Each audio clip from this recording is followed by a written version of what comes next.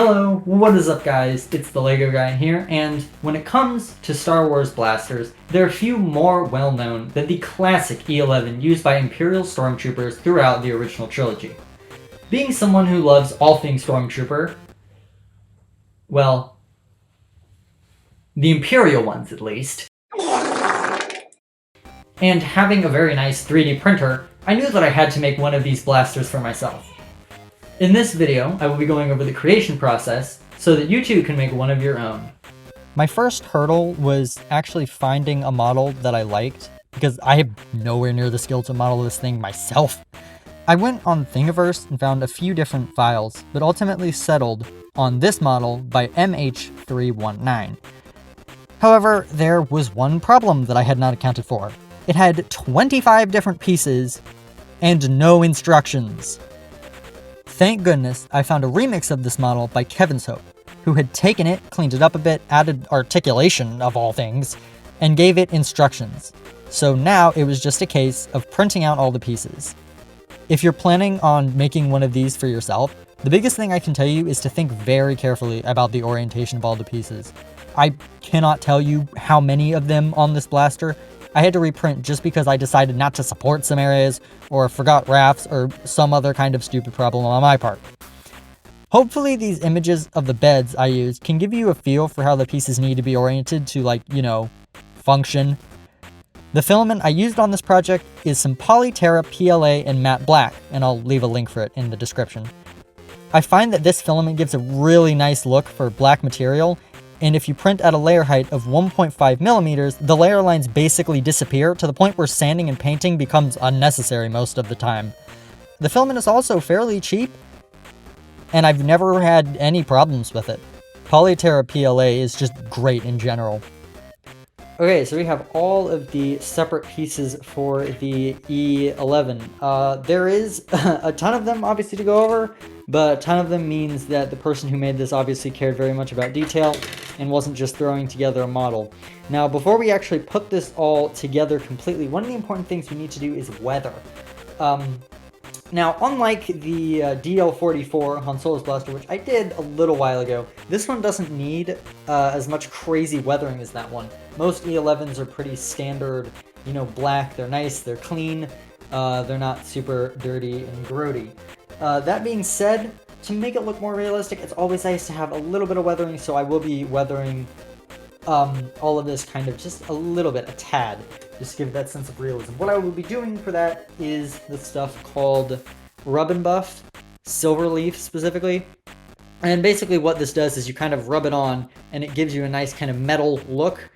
You can use this obviously to just do it on something you want to look metal that, say, you've spray painted gray, but I found especially for Star Wars blasters, if you're trying to get that kind of gray outlining of the kind of rubbed off paint, Rub and Buff works amazingly. So I'm just gonna sit down here. The brush I'm working with for this is one that is just like a normal Walmart brush, but it has a very, very hard edge from being used a bunch, and that's gonna be great because I'm not gonna floof out on these edges and things. I'll be able to really nicely do that and get a nice clean look.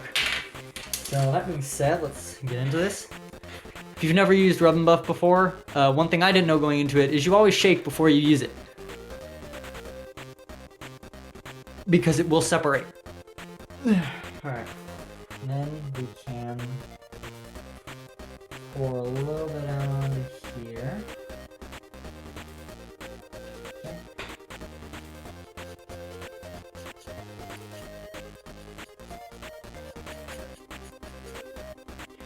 I mean, that's super simple. This is basically all that I'm going to do, is something as simple as that. And maybe I'll, touch up some of that just to give it a little bit.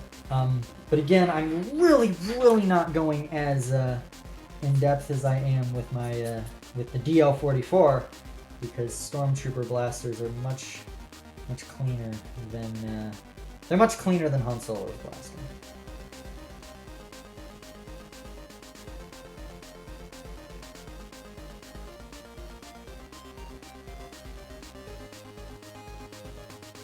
At last, all the parts have been completed, all completely dried and buffed. But other than that, we don't need to do any kind of weathering or surface work or anything. We can just simply put this together. Now, of course, if you wanted to do more surface work, it's just kind of the general stuff for 3D printing. Using filler primer and then sanding that down, and then filler primer again, sanding it down, and then probably just a metallic black coat. I don't think you would really need to undercoat this. Now I suppose if you did a black coat, you might be able to like do some weathering with like a gray, but if I'm being completely honest, I wouldn't. And if you print at 1.5mm layer height, I genuinely don't think you even need to do any kind of massive surface work, because the layer lines are already basically non-existent as it is. Now there are actually specific instructions in here, how they want you to put it together with screws and whatnot, which I suppose that would make it like stronger, I guess. You would definitely use less glue, but I think the main reason is that there's a bigger point or idea. There's like a bigger emphasis on articulation within the gun, being able to like pull the stock thing back around the gun, and obviously having like a fully working bolt and trigger and whatnot. That's not a big deal for me, so I'm literally just going to be using some standard super glue. So the first thing we have to do, put these two pieces together, and there's kind of like holes in one and these pips in the other one, and I think you just put the pips in the holes like this. Put that there.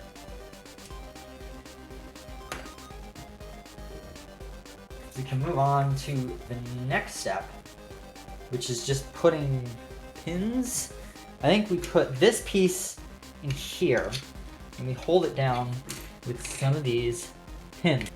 Basically, there's a hole right here, and we're just gonna put it in there, push it in there, and then normally this would be like an articulating trigger, but in this case, just kind of wiggles back and forth, so I'm probably gonna end up having to pour some glue down there and maybe like this position, and we're gonna have a non-firing trigger, which kind of sucks, but I mean, what are you gonna do? Okay, now comes the complicated bit. So I actually had to go in and look at exactly how this is done, because we're basically putting the bolt into the barrel here. Now, this would be very different for the steps of the gun if it could articulate and actually fire. But again, like I said, for mine, it won't fire, so the steps are going to be kind of different. The first thing you actually have to do is you got to take your bolt here, and you need to make sure this little notch, firstly, is facing forward, and it's facing front. Now, you're going to take your glue, and this actually does want glue in both versions of the prop, and we're basically just going to put a little bit in there, just like that, okay? Now, we're going to take it, and holding this like this, and this like this, we're going to kind of slide this in here. And once we have it, you're going to take this curvy piece, put it so the curve is like that, and we're going to try to get it into that hole right there. Okay. And once we have it in the hole, we're just going to push it down. And we have to do this beforehand, because the only way to get that bolt in there is if this this lever switch part isn't attached. So you very much have to put it in, you have to glue it and then slide it in, and then put the actual bolt handle in there. However, once you've glued it in, this should be stuck in here, and slides back and forth. Basically, the biggest things are that notch needs to face forward, and this curve kind of curves toward the back. The front is flat. I'm going to take this, I'm going to get some glue on this end, and I'm going to drop it in there. And then I'm also going to put some glue all around kind of the outside pretty thickly. And I'm going to rub it in there so that hopefully it should hold in place so that nothing moves. That's what I'm going for here. And the side that goes in the gun is this. So this is the side that is on the outside. It slides in like, here's the flat side, here's the curved side. Slides in like that. I'm also just going to I took some glue, and I just kind of dumped it in that hole So hopefully it holds it in place. It really doesn't need to hold super firmly, because even if it breaks loose, there's literally a hole in here that I can just dump more glue in. So I can just kind of slide it into place, put more glue in, I'll be fine. So I don't really see there being a ton of issues down the line. So we're gonna add some sights, it looks like, on the rear. So we need this piece and this piece. And we're gonna start with this piece. So we're gonna go on the back of the gun here. This is the back, this is the front. So, and we're gonna look on top, we have two little holes here, and that's where those line up. Now, if you have screws, obviously this is another time you literally screw everything that has holes. But here I don't have screws, so I'm just going to kind of line up the holes and glue them in. Another thing, you'll notice that one side kind of has this flat, one side kind of has this indents here. The indents face the back of the gun. So here's the back. That's where your indents are going to face. Now we have this piece, which has one hole, and there's one hole here. Now the way that this piece lines up is a little more difficult. Basically you have the one hole that goes on that hole there, and again, you'd screw it if you had screws. But the way you kind of line up which side it goes, there's these like dots on the side there. Focus. These dots go toward the back of the gun. So again, this is the back of the gun. The dots are gonna go like that. And I finally got it on. This one was, yeah, much harder than the other one to get on, because this is actually flat. Like, this has a curved surface, so it kind of sits flush. This is a flat surface, so it makes it harder when putting on a curved surface. I will admit, messed up a little bit. As you can see there, some super glue hit the surface, so when that dries, it's going to be kind of more shiny. It's going to be more noticeable, but hey, it's just between you and me. So now, it looks like it wants us to take the trigger assembly here and put that on. And this one is actually super easy because it's curved. It's curved, so it'll fit on this curved surface. And basically you have this kind of block thing at the end. And if you look, there's very much a flat surface. And it's a flat surface here. So literally all you do, you take the gun, hold it like this, you take this, slap it on, you just kind of line it up there, hold it in place, and there you go. That's exactly where it needs to go. That was one of the easiest pieces to line up. Okay, so the first different step I can definitely suggest to you, put this piece on before you put any of the other greeblies on. Because I literally placed the other two greeblies that it said to put on first, I put them on slightly off center. I don't know how that happened. I was following up the holes and everything, and I mean, this piece should fit together perfectly because it's all one piece now. So I have no idea, but I know for a fact that this lines up exactly where it needs to be. So I would suggest, once you've gotten the whole barrel assembly done and you've gotten this assembly done, I would connect both of these and then start putting on the greeblies. Alright, we're getting there to something that now definitely looks like a gun. It looks kind of like an E-11, but there's still some definite things that are missing to really make it for me. Most notably all the U-rails around this part and the stock part that comes underneath. I think it's called a stock. I don't know anything about guns. I just build plastic ones. Oh my goodness. So the next thing we actually have to do, we have to take this thing. Remember when we glued this thing back all that time ago? This goes in the front of the gun. I'm not really sure why. It just kind of goes down there like that. The back one here, this one, again goes on the back of the gun here. And there's just kind of a hole for it here, little knob. It just kind of fits in there. The orientation of this is flat part to the bottom. So, kind of like that, if you will. Alright, there's the end cap on. That one was a little harder than I wanted. But I think for the most part still ended up straight, which is the big thing.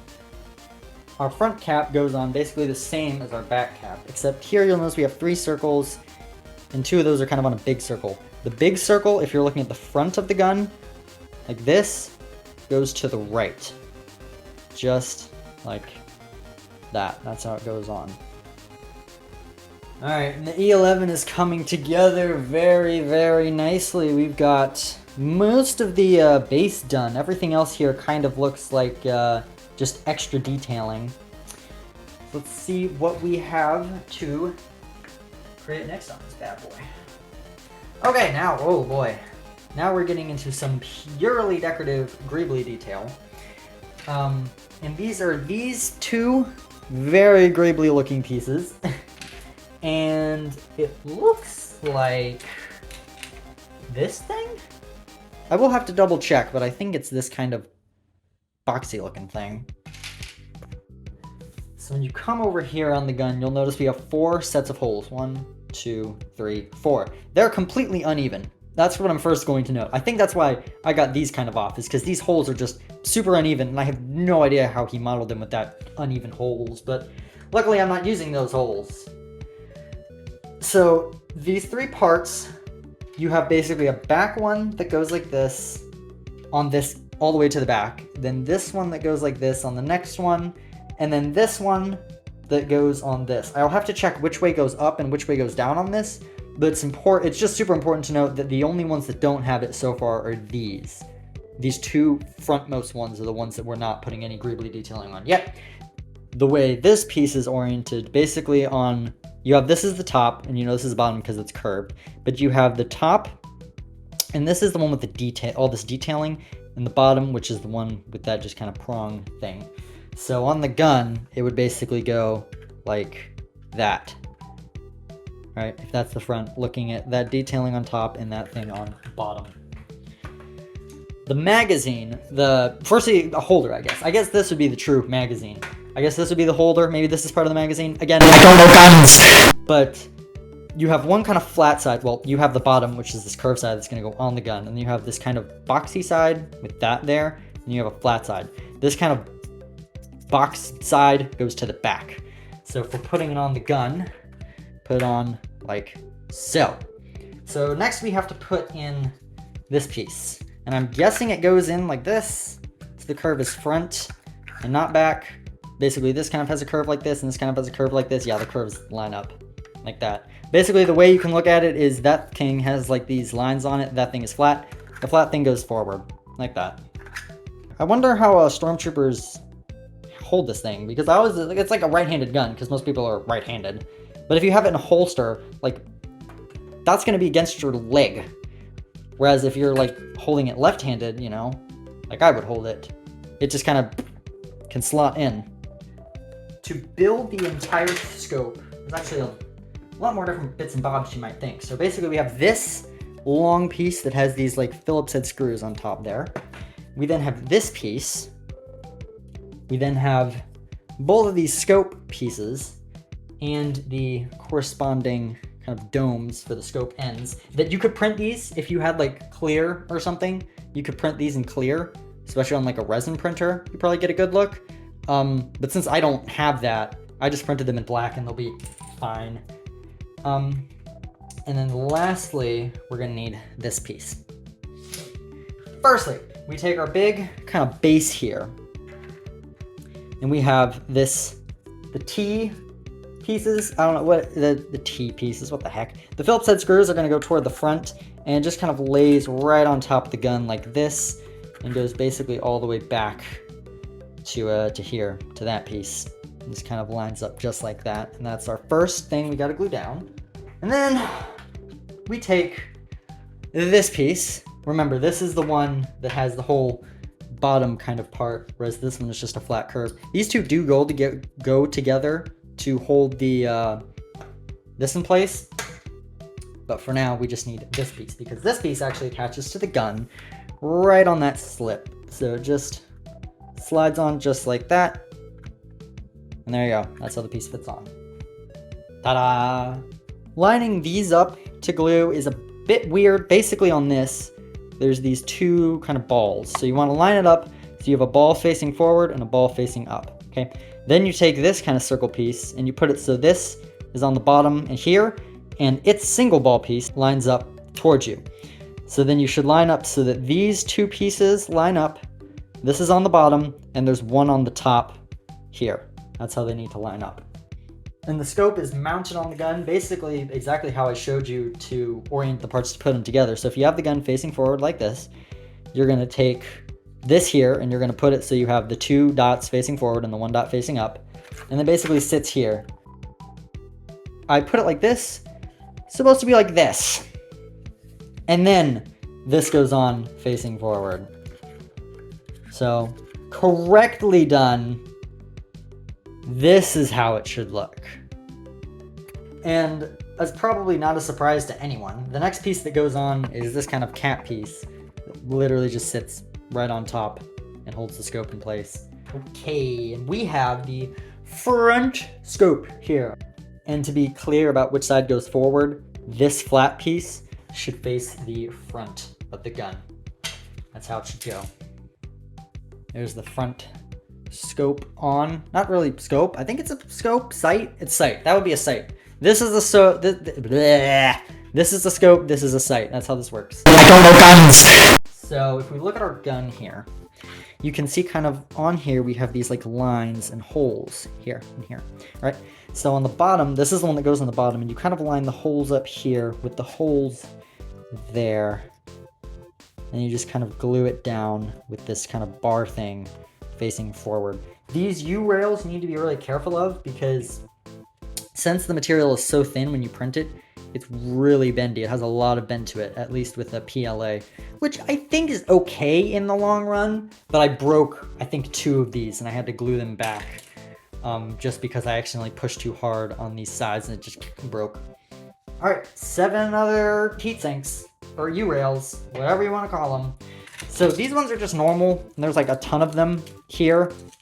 So you basically have to print like 7 of these, and then one with the little boxy thing on it. The boxy thing goes on the bottom, and then you follow the same rules for all the other ones. There's 2 holes, you line it up, and I think all the U-rails are supposed to line up pretty perfectly. What I think I'm gonna do for this is I'm not gonna go around in a circle, because like if I start here and I go all the way around to the other side, by the time I get here, something might have like misaligned, you know, a little bit. Whereas if I do say this one, and then I do the top one, and I do a side one, another side one, and just kind of bounce around trying to get them all level, they'll probably not all be perfectly level because I have no way of doing that with just my hands and my eyes, but they will be more level than if I decided to go around in a circle. Okay, very, very cool. We have all the U-rails attached. Boy, does that make a difference. You know, we're not there yet. We're not there yet. There's a little more we gotta do, but we are nearly there. Now, it does say to add this greebly piece, and it literally just says to slap it on the side. It doesn't even have any kind of screws or anything. It's just like, yeah, it goes there. So, if it goes there, I'm gonna put it there. That was easy. So now we just have, let's see exactly what the creator calls it before I try to name it. He calls it a stock, so I'm calling it a stock. My goodness, that was complicated to figure out.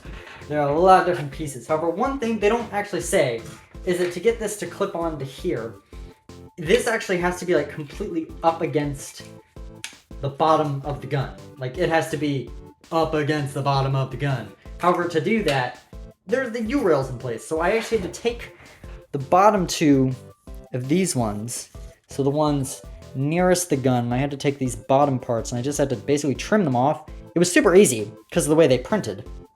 Thank goodness. However, if you're doing this, you know, on your own, I would suggest probably putting on all of them except for these 2, then getting this stock part in place the way it wants, then gluing them back on.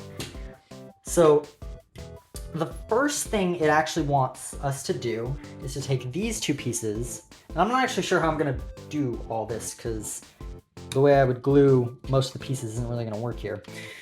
But basically, that kind of, there's some holes in here, some like little divots here. There's some little bumps here. You just kind of line those up, and then it just kind of sits in there.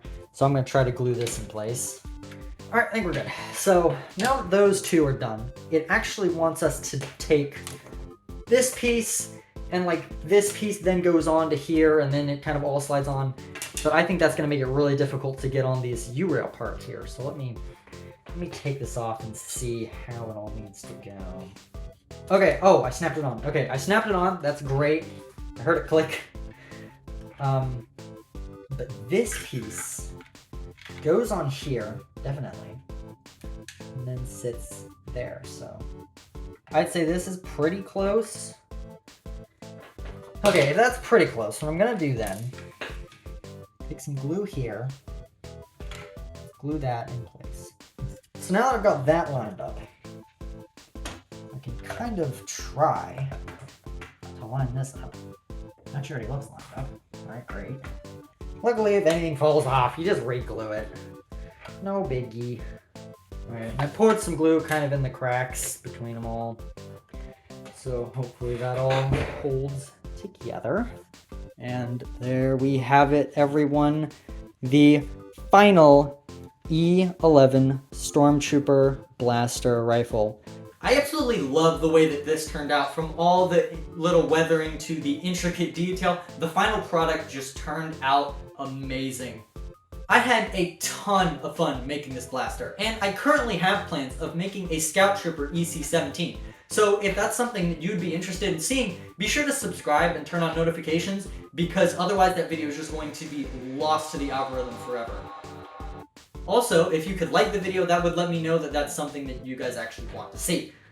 But anyway, I hope you guys enjoyed the video. Thank you guys so much for watching, and I will see you in the next one.